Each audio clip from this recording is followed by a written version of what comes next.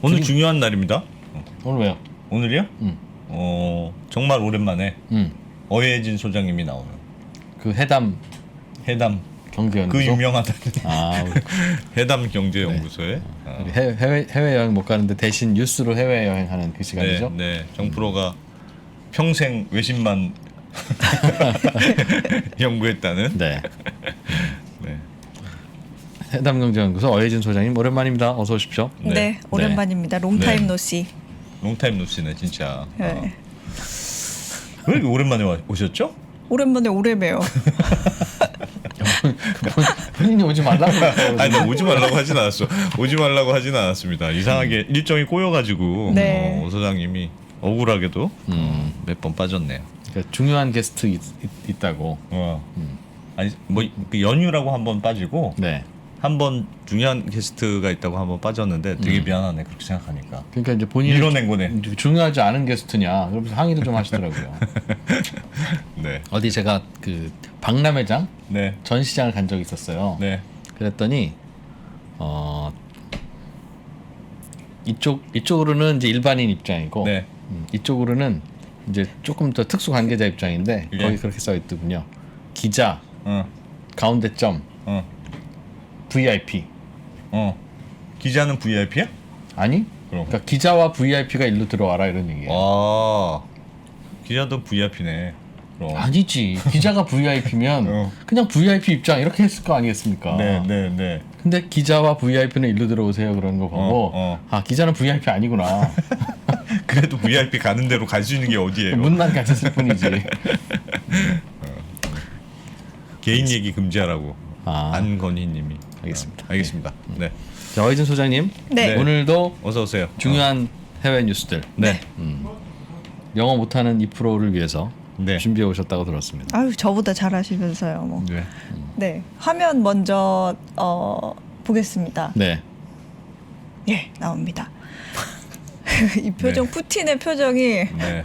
뭐 나? 너네 뭐 해보려고? 약간 이런 표정인데요. 관상이 과학이라는 것도 착각이에요. 네. 왜요? 우리가 푸틴이라고 하니까 저 푸틴이다 싶지. 네. 어디가 저게 러시아 대통령처럼 생겼습니까? 아닌가 나만 그렇게 보이나? 좀 사진에 그런 걸 굳이 골랐네. 네. 이게 파이낸셜 타임즈가 네. 그 사진을 좀 진짜 잘 고르는 것 같아요. 네. 인물 사진들을. 의도적이죠. 네, 본인들이 의도적으로. 좀 의도가 있는 거죠. 씹고 예. 싶으면 저면 예. 사진법 그거죠. 네. 그래서 이 지금 파이낸셜 타임즈 기사 제목을 보면 우크라이나 그 EU가 러시아의 그 제재 어떤 고통을 가하는 방법을 놓고 씨름을 하고 있다. 어떻게 하면 EU가 러시아에 제재를 할 수 있을까? 어떻게 하면 제일 아플까? 네. 뭐 그런 고민을 하고 있다는 거거든요. 예. 그러니까 결론적으로는 그 푸틴 대통령이 우크라이나 침공하는 거 막기 위해서 예. 아주 강력한 위협을 하기 위해서 고민이 큰데 지금 기사 내용은 가장 실행 가능성이 높은 거는 네. 경제적인 압박이 될 것 같다.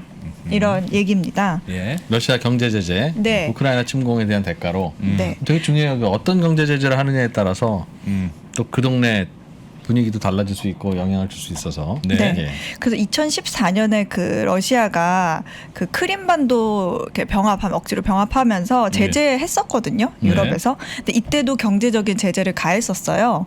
근데 그때의 부작용이라고 한다면 그 이후 경제적 제재 이후에 러시아가 중국에 대한 의존도가 굉장히 강해졌어요. 예. 그러니까 유럽에 앞으로는 그런 의존도를 우리가 계속 유지하면 안 되겠다 싶어서 중국으로 이렇게 틀은 거예요. 예. 그래서 지금 유럽은 유럽 경제에 대한 피해를 최소화하면서 모스크바에 피해를 줄 수 있는 분야에 대해서 좀 금융이랑 에너지 그리고 좀 첨단 기술, 그러니까 하이테크 산업 이거를 세 개로 꼽았어요. 네, 그래서 이거를 일부를 제재해서 경제적으로 좀 압박을 주는데 우리가 준비가 되어 있다라고 말하는 상황이거든요. 그럼 하나하나 볼까요? 어떤 거 가지고 준비하는지. 예. 네, 금융에 있어서는 일단 그 러시아의 뭐 빅5 정도 되는 그런 금융기관에 대한 제재가 모두 검토되고 있다 이런 얘기가 있고 예. 에너지에 대한 부분 같은 경우에는 그 유럽의 그 가스 의존에 대한 사실 불안감 좀 있잖아요. 예. 그런데 석유 회사뿐만 아니라 가스 생산 업체들까지 제재할 계획이 있다 이렇게 했는데 이거는 뭐 예를 들면 이런 거예요. 그 러시아의 어떤 뭐 유전 개발이라든지 가스 개발이라든지 거기에 투자를 했는데 네. 투자를 그냥 안 한다고 중단을 한다든지 아니면 같이 뭐 개발 사업을 프로젝트를 하고 있었는데 거기서 뭐 발을 뺀다든지 뭐 네. 이런 예가 있을 수 있고요. 그러니까 에너지 사업과 관련한 해서는 러시아랑 놀지 마라. 투자를 하든 사오든 뭐 팔든 하지 말라는 얘기죠. 안 네. 놀겠다. 안 놀겠다. 네.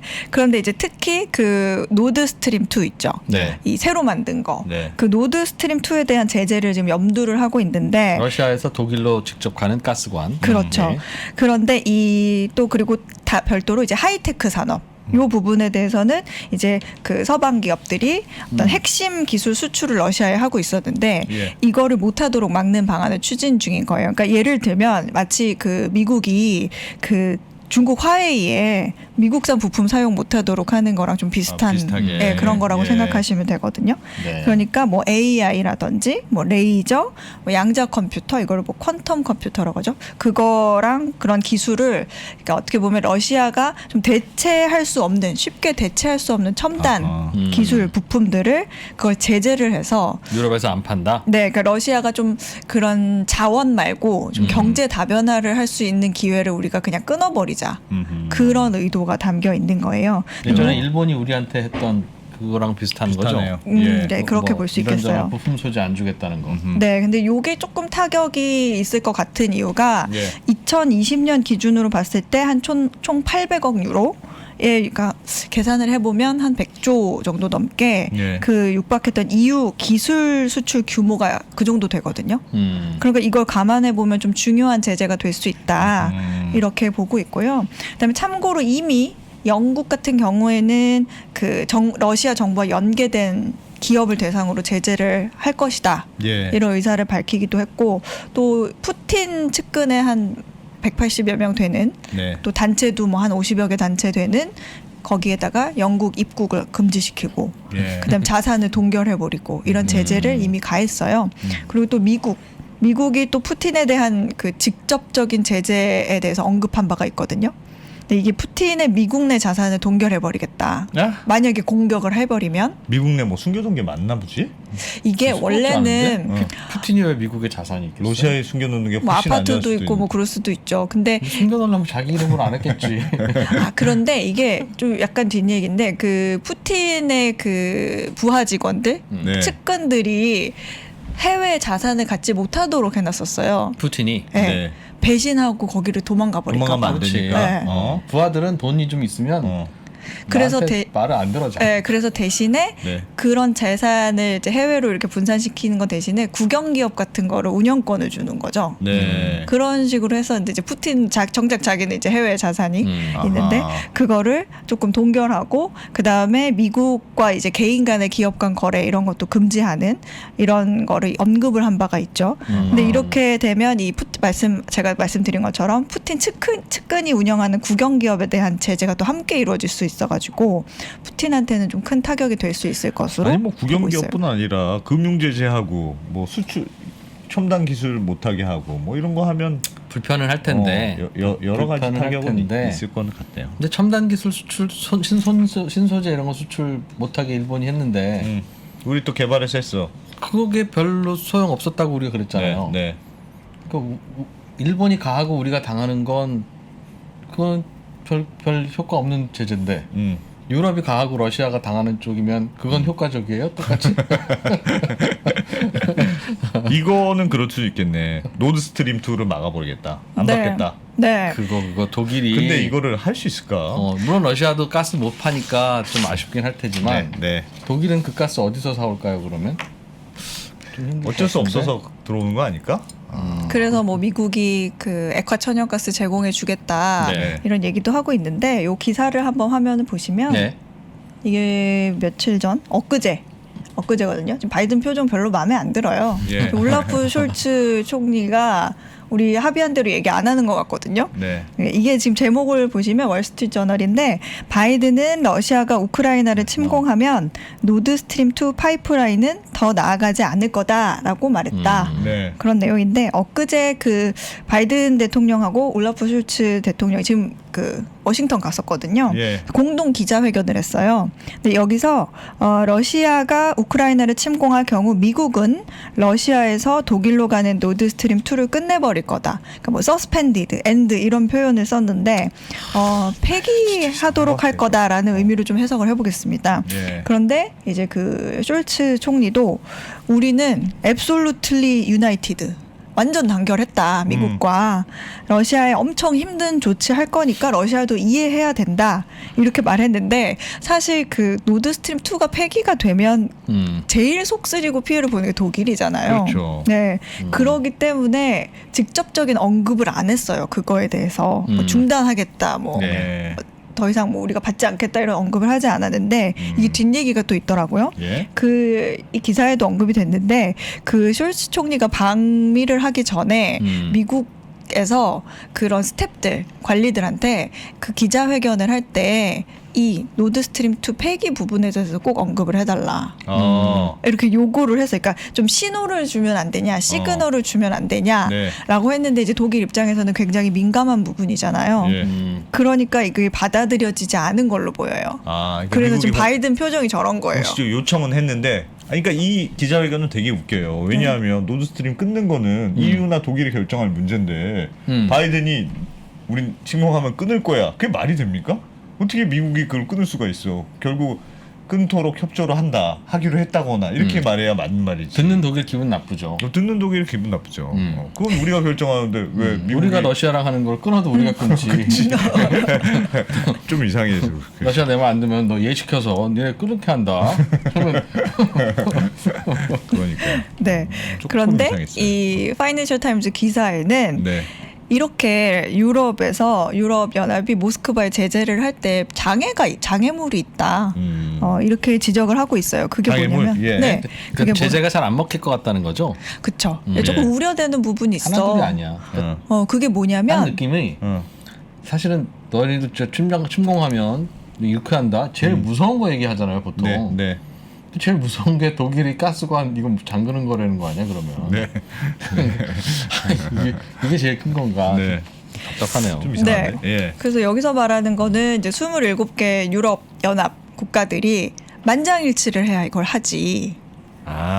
의견이 다 모아져야 하지. 유럽이 제재를 할 거니까. 네. 만장일치 어떻게 하겠어요 이거를. 그러니까요. 근데 27개 중 많은 회원국들이 그 러시아와 좀 깊은 경제적인 유대감이 네. 있기 때문에 네. 이게 쉽지가 않을 거다. 특히 뭐 이탈리아나 오스트리아 같은 나라는 그 모스크바와 사업 교류가 많다 그래요.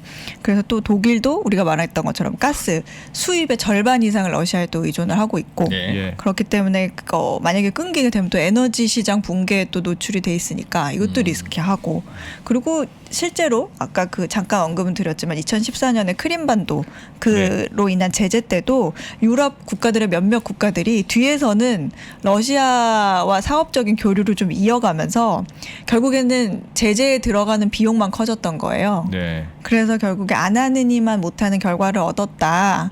이런 얘기가 좀 있고요.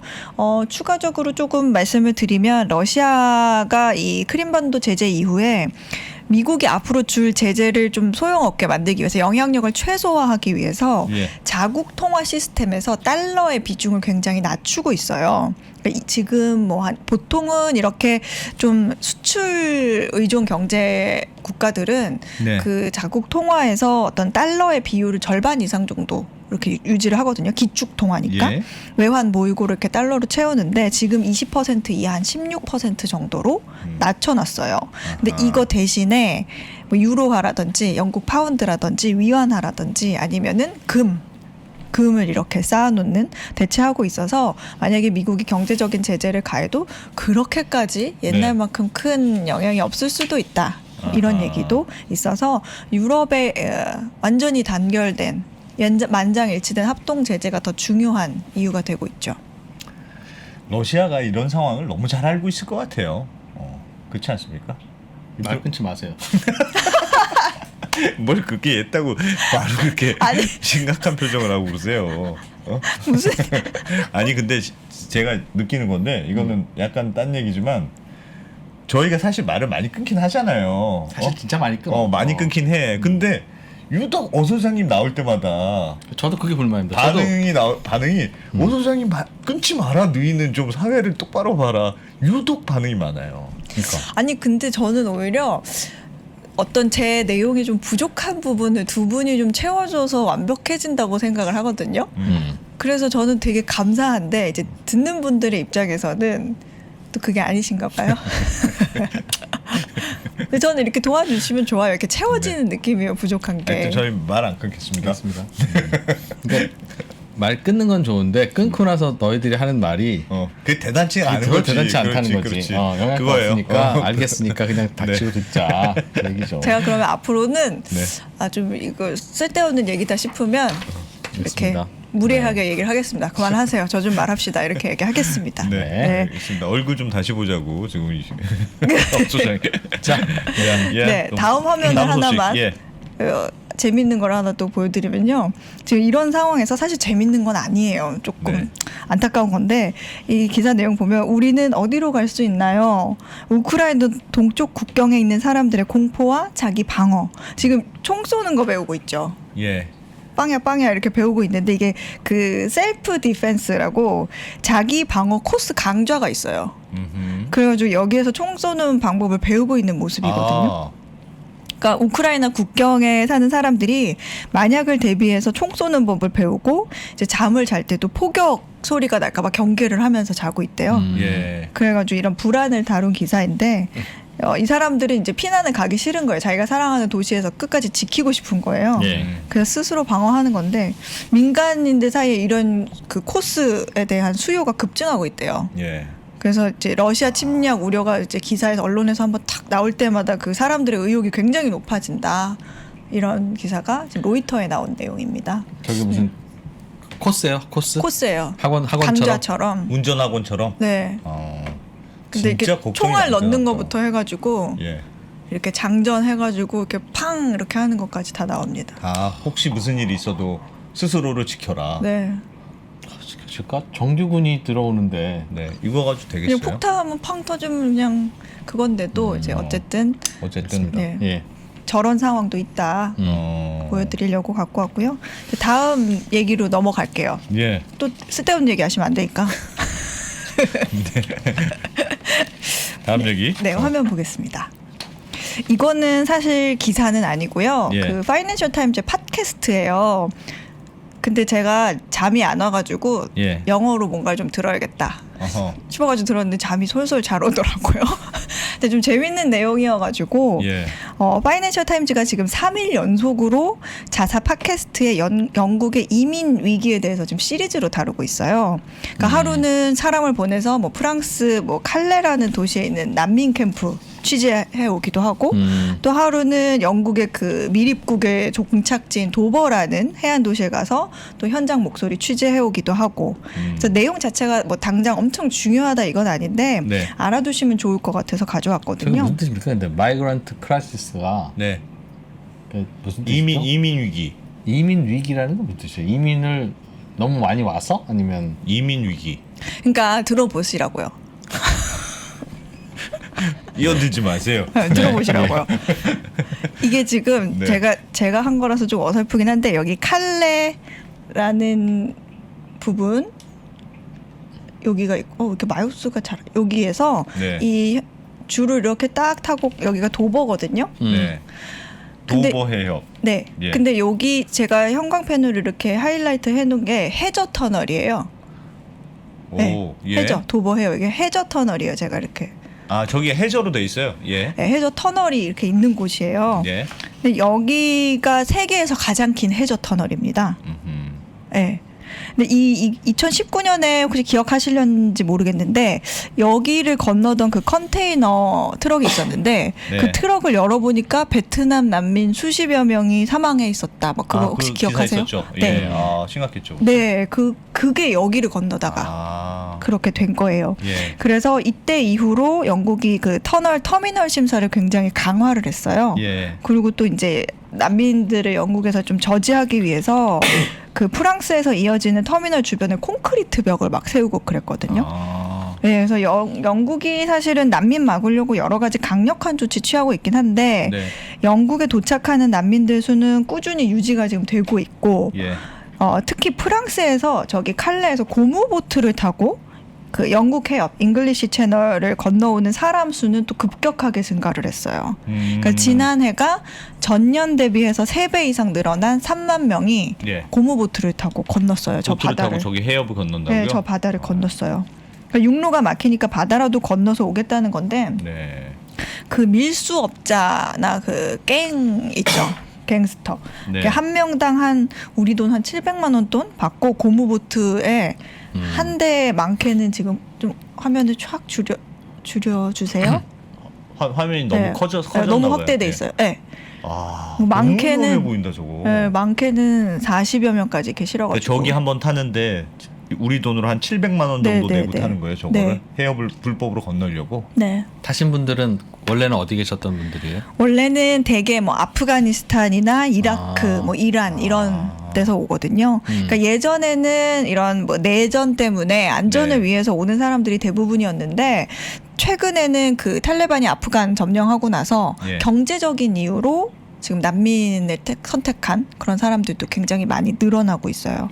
그래서 제가 현장감을 좀 느끼게 해드리고 싶어가지고 예, 예. 그 지난 여름 그 탈레반이 아프가니스탄 점령한 이후 이민을 떠난 그 아부라는 사람이 네. 있어요. 근데 이 사람의 인터뷰가 팟캐스트에 좀 실려가지고 그거를 조금 들려드릴까 해요. 오. 영어로 나오는 거 아닙니까? 영어인데 생각보다 굉장히 쉽고 제가 그 다 해드릴게요, 통역. 해석을 해주세요. 네. 네. I lost my way. By 2 months I'm here. It's very hard. I'm just alone. Yeah, it's very hard. I missed everything in Afghanistan. We had everything. We must come here because here is a little bit safe. There's no work, no job in France. We all know. I saw the parties. A lot of Afghan guys from other countries. Many of them, they are living on the street. 네, 이런 내용인데, 그러니까 처음에 뭐 알아들으셨죠? 여기 I lost my way. 나 길을 잃었다. 난 살 빠졌다는 얘기인 줄 알았어. I've lost my way. 여기 온 지 한 2달 정도 됐는데 너무 네. 힘들고 어렵다. 그냥 네. 나 혼자야. 근데 내 고향 아프가니스탄의 모든 것이 다 그립고 네. 나 원래 진짜 모든 것을 가지고 있었는데 그래도 여기가 더 안전하니까 우리 다 꼭 와야 됐었다. 근데 프랑스에 있는 난민 캠프거든요. 이걸 인터뷰로 딴 게. 예. 프랑스에는 일할 수 있는 게 없다. 네. 우리가 다 알고 있지만 파리는 이미 다른 나라에서 온 많은 이민자들이 너무 많고 그 사람들의 대부분은 지금 길거리에 나앉아 있다. 길거리에서 자고 있다. 프랑스로 어떻게든지 넘어왔는데 난민으로서 네. 그러니까 그 사람 프랑스에서 영국으로 가려고 하는 이민자인 거예요? 그러니까 아닌 거예요? 다는 아닌데 네. 지금 이 기사에 따르면 팟캐스트에 따르면 지금 프랑스 난민 캠프에 있는 80% 정도는 영국으로 가고 싶어 한대요. 네. 그래서 지금 이 사람들을 비롯해서 아프간 난민들이 프랑스까지 오는 경로를 예. 좀 보여드리려고 하거든요. 난민 화면. 경로? 예. 네, 화면을 네. 여기 아하. 네, 아프가니스탄에서 뭐 파키스탄을 거치기도 하고요. 뭐 사우디아라비아, 뭐 이란 이런 식으로 다 거치는데요. 네. 이거 정신 없으면 요걸로 보시면 돼요. 아프가니스탄에서 온다고 했을 때 야. 걸어서 뭐 난민들이 아니면 저렇게 이란으로 온다는 거죠. 가고요. 터키는 꼭 거쳐요. 터키를 거치고 그리스로 가고 뭐 이탈리아로 가고 뭐 이런 식으로 해서 여기 최종은 여기 독일로 돼 있는데 조금 아래 이 옆에 여기는 프랑스거든요. 네. 그러니까 지금 프랑스까지 갔다가 예전에는 영국으로 건너가는 그 아까 해저 터널 컨테이너 근데 이것도 프랑스 그 경계에서 그 해저 터널 가는 데서 이렇게 요렇게 숨어 있다가 예. 그 컨테이너 트럭이 이렇게 가잖아요. 예. 그럼 거기 재빠르게 올라타요. 컨테이너예요? 네, 그러니까 그 컨테이너를 연결하는 그 가운데 부분에 이렇게 확 올라탄다든지 네. 아니면은 그 뒤에를 확 열어가지고 몰래 거기 타고? 안에 몰래 타고. 근데 그건 정말 목숨을 건 거거든요. 그래서 달리는 트럭. 달리는 트럭에. 아, 진짜. 그래가지고 목숨을 잃는 사람도 많고 성공한 사람도 많고 요즘에 그런 게 너무 많으니까 트럭 운전사가 멈춰요. 예. 그럼 걸린 거죠. 그러니까 다시 도망가고. 아하. 근데 제가 그 장면을 봤거든요. 이러고 있다가 어. 거의 막 달려가가지고 휙 타더라고요. 야, 타는 진짜 이유는 걸어갈 수는 없으니까. 목숨 네, 걸고 해저 하는 거네. 터널 통해서 미립국 가려고 영국을 하는. 가려고. 네, 영국을 영국을 가려고. 아니 아까 그 표를 다시 한 번만 보여주시면 이게 밑에 보니까 그거 아이고, 말고 예, 이거 보면 조그만 글씨로 네, 네. 6 days 뭐 8 days 이렇게 네, 써 있잖아요. 네. 그게 걸어서 이제 아프간에서 네, 이란으로 버스를 들어갈 타고 때 뭐 6일 차를 동안 타고. 걸어가고 네. 6일 동안 가고 네. 그 다음에 8일 동안 가서 터키로 들어가고 근데 20일 동안 가서 그리스로 가고 이런 뜻이죠, 그러니까 네, 그런 계속. 뜻이에요. 이게 걸리는 도대체 시간을 얘기하는 거거든요. 그리스에서 이탈리아로 가는 게 힘드네요. 거기가 왜 네. 그리스에 머물지 않고 이탈리아로 가고 이탈리아에 머물지 않고 왜 오스트리아로 갈까요? 왜 독일을 또 가고 네. 어디까지 가려고? 저기는요 지금 그러니까 영국하고 마찬가지로 이민자들 지금 그 해안의 그 경계 예. 국경을 두고 있는 곳들이 네. 이민자가 많이 다 거쳐가는 곳들이잖아요. 네. 그래서 콘크리트 벽을 완전히 많이 세우고 있거나 아니면은 그 이민자가 너무 많으니까 다 받아줄 수 없거나 아니면 못 오게 하거나 약간 그런 상황들이 많아가지고 어차피 유럽으로 갈 거면 네. 독일 아니면 영국으로 그리고 가자. 제일 이런 잘 거네요. 사는 나라로 가야 네. 먹을 게 있다. 그렇죠. 그나마. 네.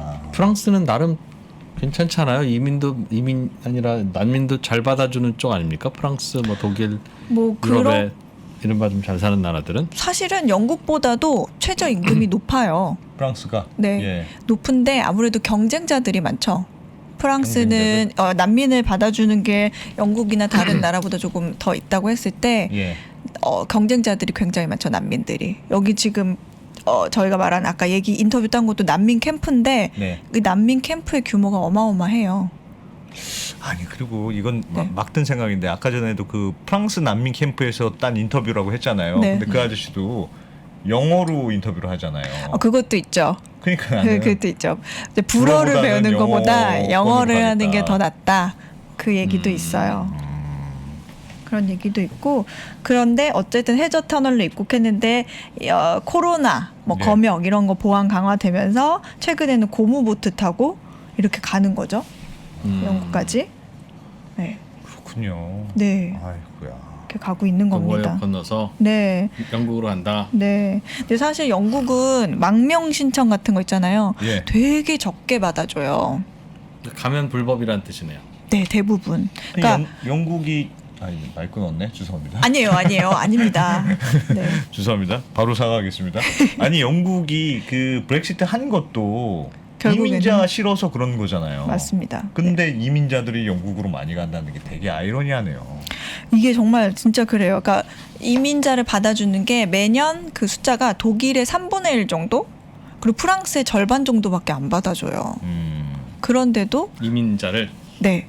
그 망명 신청을 받아줄 수 있는 그 수가 있는데 네. 그런데 결정적인 이유가 여기에 있죠. 더블린 규제라는 게 있거든요. 그게 뭐예요?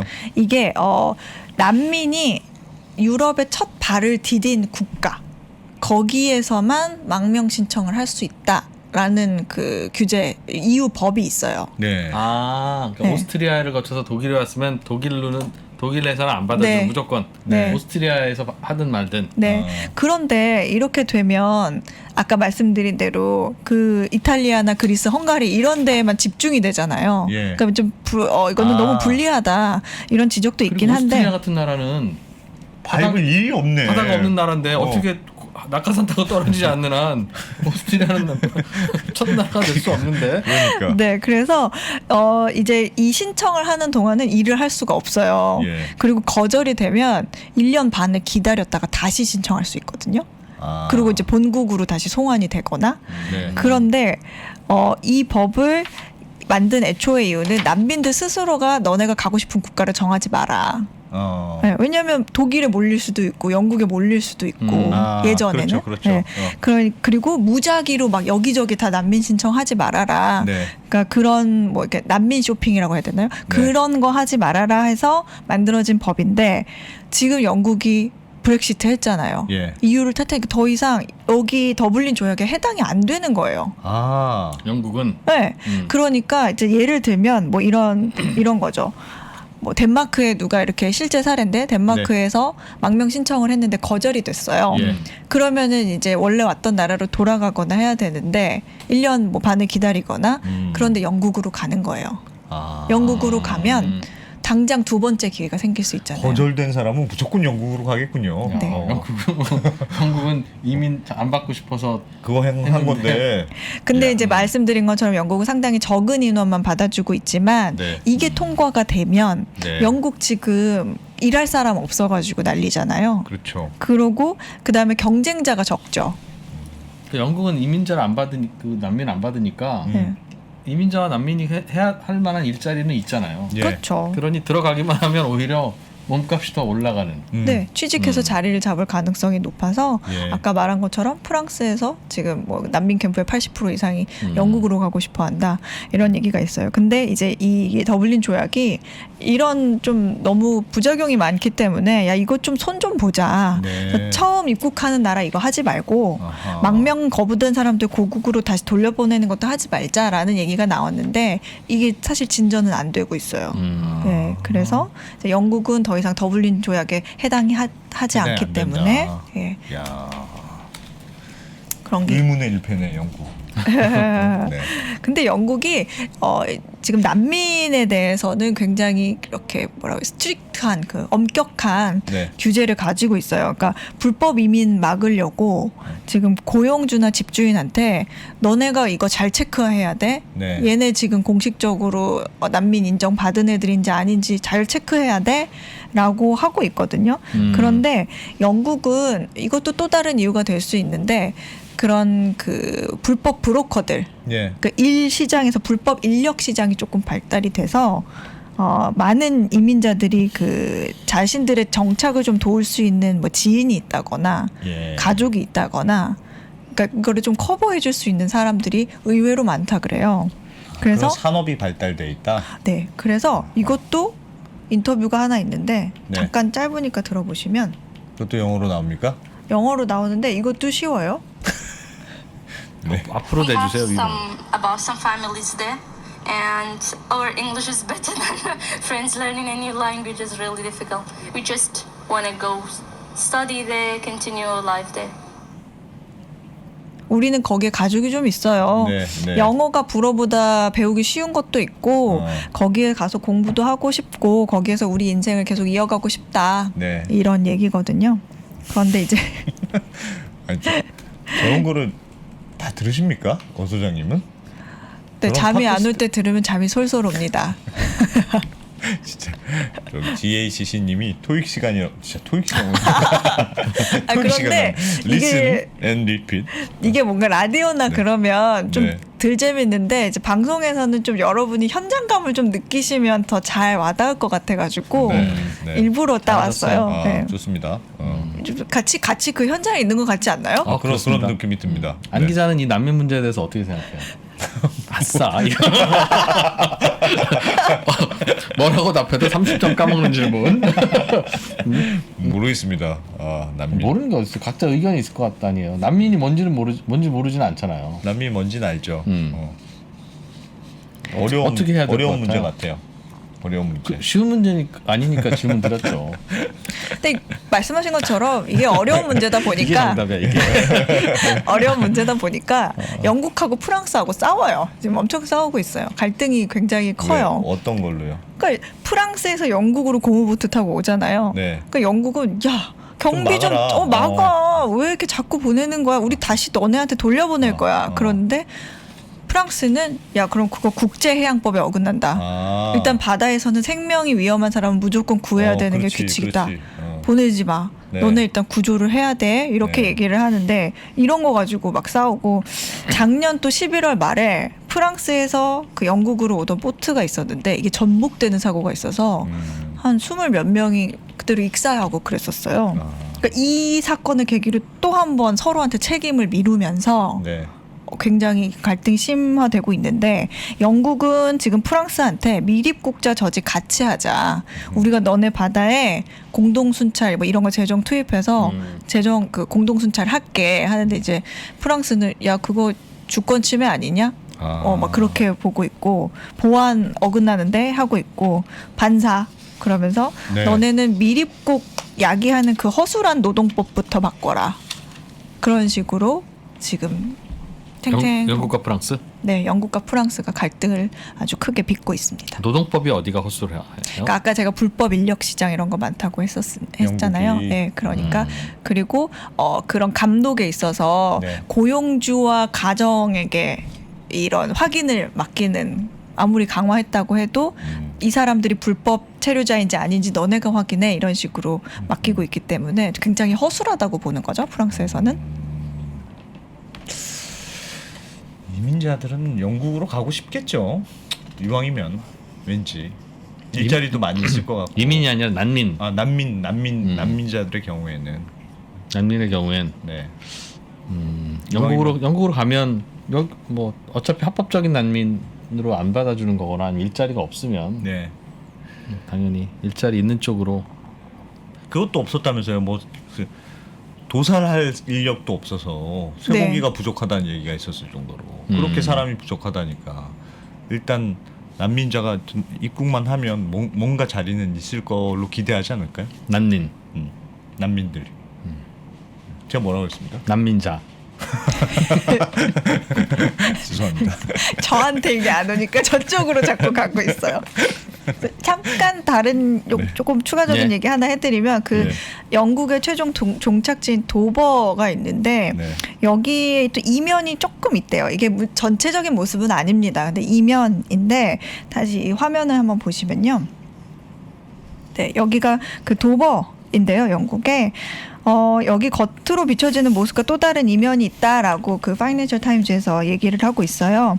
이 도버의 이야기가 중요한 이유가 어떤 대외적인 상황에서 보면 이곳에는 난민에 대한 좀 혐오라든지 분노로 가득 차 있어야 되는데 정작 이 안에서는 일부 인도주의적 모습과 난민을 받아들이고 케어하기 위한 고용붐까지 일어나고 있다. 네, 지금 난민들이 도보에 미치는 가장 큰 영향이 아이러니하게도 고용붐이에요.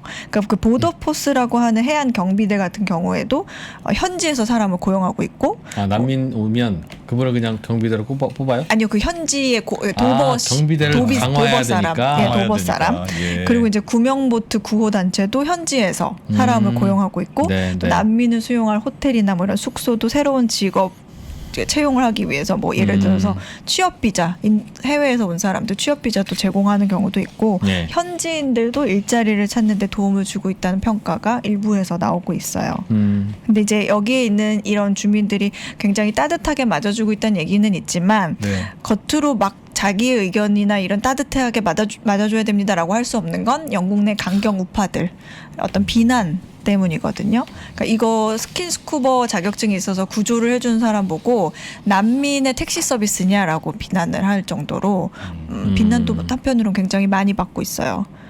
네. 이 난민 문제는 토론하기도 쉽지 않아요. 네. 이게 네. 인도적인 차원에서 난민을 받자고 하면 이제 그게 그분에게만 미치는 영향이 아니라 또 난민과 그러니까요. 직접 접촉하게 되는 분들은 또 다른 분들이잖아요. 예.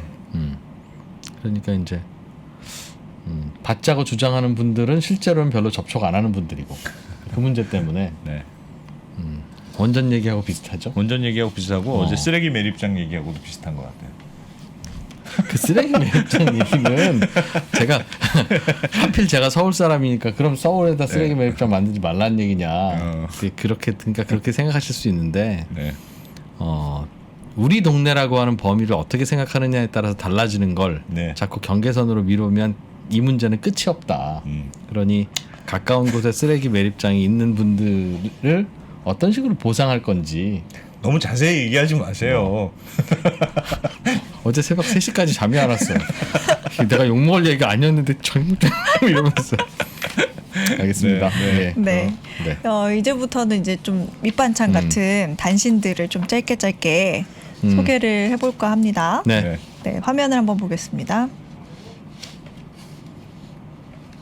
이거 뭐 네, 이 이코노미스트 표지 기사거든요. 이번 주 거. Interest rate may have to rise sharply to fight inflation. 그러니까 금리가 올라갈 거란 뜻이죠. 네, 인플레이션과 싸우기 위해서 금리가 급격히 상승해야 될지도 모른다. 네. 근데 여기 작은 글씨로 but 이렇게 있죠. 그러나 그러네요. 저금리 시대는 영원히 끝날 것 같지 않다. 그러니까 결론은 금리가 오르긴 좀 오르겠지만 크게 오르지는 않을 것 같다 이런 얘기예요. 지금 현재 미국에서 소비자 물가 그 인플레가 7% 달하고 이제 가격이 계속 오를 거라는 생각이 가정이나 기업의 기대치에 좀 스며들고 있기 때문에 네. 그러니까 일시적인 건 아니라고 보고 있는 거예요. 그리고 미국의 그 민간 부분 임금도 1년 새 5% 올랐고 전 세계적으로도 이런 부분이 많이 감지가 되고 있는데 세계 인플레이션도 현재 6%에 도달했거든요.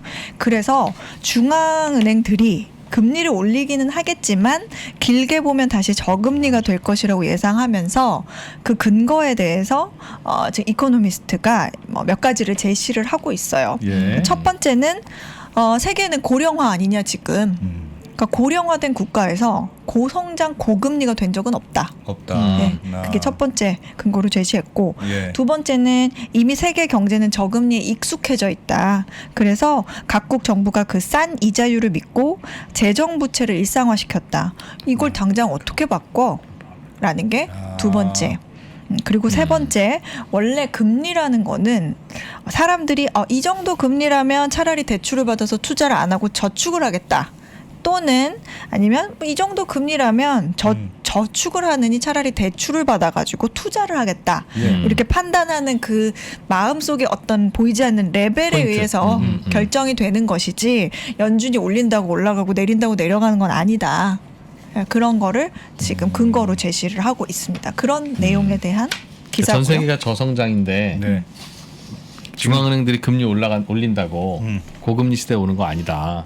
그거는 세상이 정하는 거지 중앙은행이 정하는 거 아니다라고 이제 얘기하는 모양이에요. 네, 맞습니다.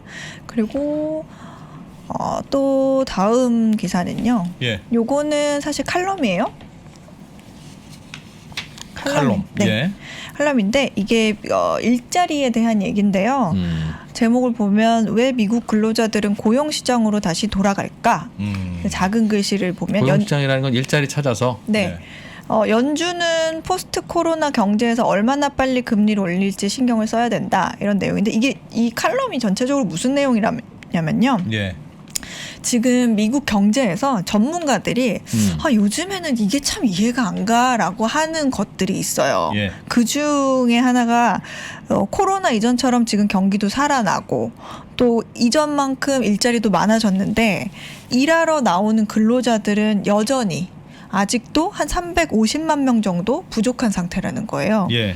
그러니까 미국 임금은 계속 오르고 있죠. 예. 그러니까 왜 그럴까? 어떻게 해야 될까라고 궁금할 수밖에 없는데 그 이유에 대해서 이 칼럼니스트는 가장 큰 이유를 코로나 때문으로 봤어요. 그러니까 작년 12월 29일부터 올해 1월 10일까지 보고된 바에 의하면 이게 공식 통계에서 설문조사를 한 건데 지금 코로나에 걸린 가족들을 돌보고 있거나 아니면 자신들이 코로나에 걸렸거나 그래서 일자리를 구하거나 출근하기가 어렵다. 그게 이유래요. 이렇게 많이 고용시장에 나오지 않은 이유가. 네. 근데 이 칼럼니스트는 이거는 시간이 지나면 해결될 문제라고 보고 있어요. 근데 과거에 우리가 왜 연준에서 제가 딱 막았어요. 끼어들려다가 실패. 네. 과거에 연준에서 실업수당 많이 주니까 그게 여유가 있어서 일하는 것보다 더 나으니까 일 안 하는 거예요 라고 얘기한 적이 있었잖아요. 네. 근데 이제 그것도 다 돈도 더 떨어져 가고 있어서 조만간 일자리 구하러 나오는 근로자들이 생길 거다. 이렇게 보고 있거든요. 또 그리고 트럼프 대통령이 이민을 막았잖아요. 그러다 네. 보니까 뭐 운전기사들 부족하고 뭐 청소하시는 분들 이런 노동력 부족의 원인이 되고 있는데 이전보다 한 200만 명 정도가 이민자가 감소를 했거든요. 그러니까 각국으로 돌아가 한 다음에 다시 오지 못하니까 네. 지금. 그런데 이거는 트럼프 때 정책 때문이었고 지금 바이든으로 바뀌었으니까 좀 나아질 거다. 네. 이렇게 또 보고 있고요. 그러니까 결국 다 나아질 거라는 건데 다만 이게 코로나 때문에 일을 2년 가까이 손 놓고 안 하면 경력 단절이잖아요. 네. 네, 다시 일하기가 어려워지는 경우가 많은데 그런 경우는 그래도 회복되기 어려울 수도 있다. 걱정이라면 그게 걱정이다. 이런 내용을 하고 있습니다. 사실 이거는 뭐 또 하시려고 했는데 제가 끊었는데 사실 이거는 그동안에도 계속 나왔던 이야기긴 해서 뭐 새로운 뉴스는 아닌데 네. 아직도 미국에서는 일자리 상황이 계속 이슈라는 거 그런 거를 좀 얘기해드리고 싶어서 소개를 해드렸습니다. 아니 미국이 코로나 때 좀 쉬어보니까 노는 것도 좋다. 그래서 잘 안 돌아간다는 해석도 있었잖아요. 사람이 한번 쉬어보니까. 하여튼 원인은 모르는데 네. 코로나 때문에 네. 미국이 전부 다 휴가 보낸 거예요. 군인들 재택근무로 하든지 군인들 뭘 다 휴가 하든지. 보내고 네. 자 이제 코로나 끝나면 돌아와 했으니 네. 다 돌아왔는데 네. 경기 다 풀리고 이제 코로나도 잠잠해지니까 네. 아직도 350만 명이 안 돌아왔다는 거예요. 분명히 그렇죠. 코로나 전에는 직업이 있었던 친구들인데 어. 웬일인지 350만은 점호해도 안 돌아오고 얘 왜 안 돌아올까라고 이제 고민하는 거죠. 민간이 너무 좋은 거죠. 한번 나가봤다. 그러니까 생각해 보면 아 코로나 걸려서 안 왔을 수도 있다. 그럴 수도 있고. 그리고 지금 돈 다 주니까 그 돈 안 떨어졌나 보다 아직. 예, 뭐 그런 예. 것도 있고 어쨌든 시간 지나면 다 돌아올 친구들이야라고 생각하고 있는데 이제 몇 가지 부정적인 것 중에는 2년씩 놀았으면 일하러 이제 못 온다. 너무 많이 놀았다. 근데 그런 그런 것도 기사도 있어요. 있었어요. 좀 제가 결석했을 때 못 왔을 때 이걸 할까 하고 했었던 건데 네. 그 안 돌아오는 이유 중에 하나는 창업을 하는 사람도 그렇게 많대요. 창업. 네. 그런 이유도 있다. 그래서 이게 지금 일자리 회복이 안 되고 있다라는 기사도 뭐 있었습니다. 끼어들으셔도 돼요. 이제. 직장이 마음에 안 드는 거지. 사실 마음에 드는 직장이라는 게 있을 수 있나요? 없겠죠. 없겠지. 저 여기 네. 되게 마음에 드는데요. 자리 바꾸실까요? 네. 뭐 하나 더 볼까요? 아니면 그냥 할까요? 네, 끝낼까요? 짧게만 하나 하시죠. 뭐 더 뭐 준비 있습니까? 하나 더 준비하셨어요. 그러겠습니다. 있어요? 네, 네. 마지막인데요. 네. 네. 화면 보여주세요. 나는 화면이 재밌더라. 네.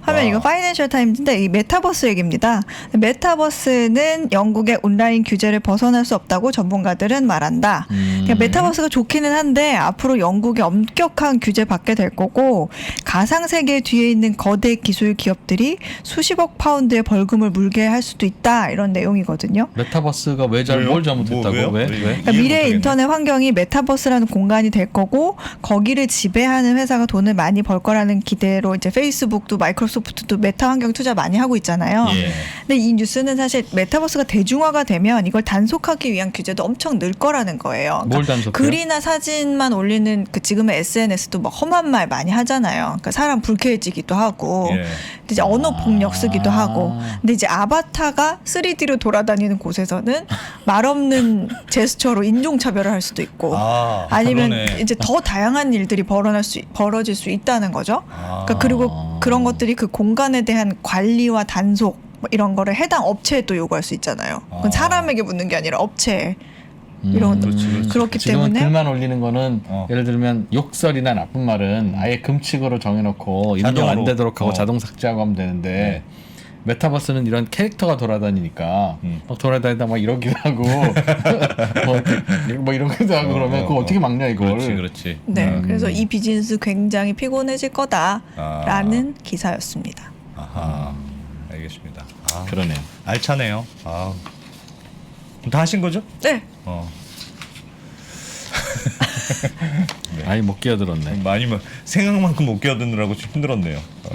오늘 또 잠 못 주무시는 거 아닌가 모르겠어요. 난민에 대해서 어떻게 생각하십니까? 해담경제연구소 어이진 소장이었습니다. 고맙습니다. 감사합니다. 안녕하십니까, 강원국입니다. 요즘 장이 굉장히 어렵잖아요. 네, 그래서 요즘에는 많이 버는 것보다는 어떻게 덜 잃느냐 아니면 잃지 않는가 이런 거를 공부하는 것이 훨씬 더 중요하다고 봅니다. 물론 돈도 벌기는 벌어야죠. 이 전략들을 따르면은 장기적으로 복리 10에서 15% 정도는 버실 수 있을 겁니다. 저는 이 강의에서 집중적으로 자산 배분과 마켓 타이밍을 다룰 겁니다. 그거를 어떻게 글로벌 ETF를 통해서 할 수 있는지 바로 실전에 적용할 수 있도록 어떤 ETF를 어떤 이유로 언제 사고 언제 파는지도 같이 알려드릴 겁니다. 이 전략을요, 직접 ETF를 사고 파시면서 직접 구현하실 수도 있는데요.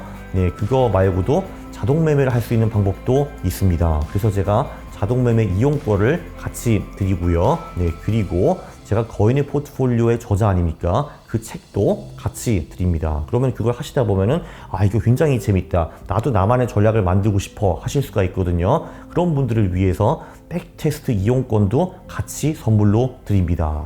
퀀트 투자라고 하면은 그거부터 벌써 아, 이거 굉장히 어려운 것 같아 라고 생각하시는 분들이 굉장히 많은데요. 제 강의를 보시면은 이게 하나도 어려운 게 아니라는 거를 알 수 있습니다. 제가 정말 아주 명확하게 처음부터 기초부터 잡아드리고 특히 직장인들한테 가성비가 가장 높은 투자라는 거를 아실 수 있게 되실 겁니다. 네, 강왕국이 여러분의 성공 투자를 기원합니다. Yeah!